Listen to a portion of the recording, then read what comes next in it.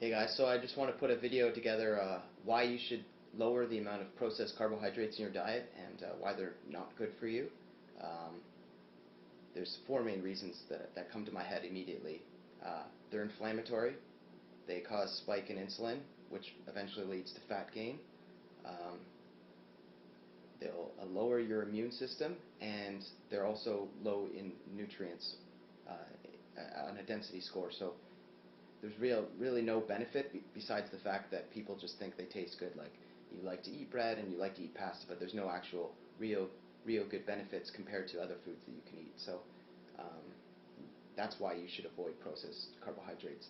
They're inflammatory, which when you look at a number of different diseases that you can develop over a lifetime, many of them are from systemic inflammation. So when you're continuously eating processed carbohydrates, they aggravate your blood system and cause inflammation.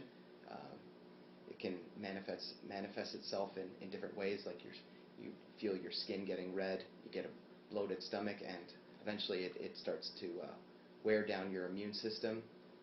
What processed carbohydrates also will do is they'll spike your insulin. So if you had a protein or fat just by itself, your blood sugar and insulin will remain stable like this.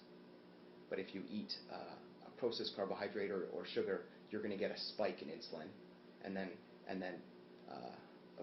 your glucose will spike, and then your insulin will spike. And with your insulin spiking, it will then cause a crash. So you actually, that's why people get tired around 2 from an energy crash, because they had that spike in insulin and spike in glucose, and then both of them crash.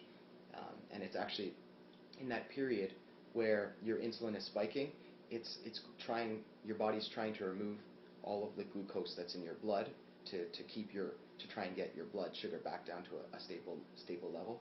And when it's doing that, a lot of those processed carbohydrates in the form of blood sugar, your body stores it as body fat. It's actually an adaptation that your body has, because carbohydrates are fairly rare in the wild environment. So when your body comes into contact with them, it wants to store them as rapidly as possible, and that's why they'll get stored as fat, as opposed to meat, like protein and fat, have a glycemic index of 0. So you won't actually store any of it as body fat, because there's no sugar. That's why the ketogenic diet works. That's why paleo diet works, because it's so low on the glycemic index that you'll maintain a much more stable blood sugar.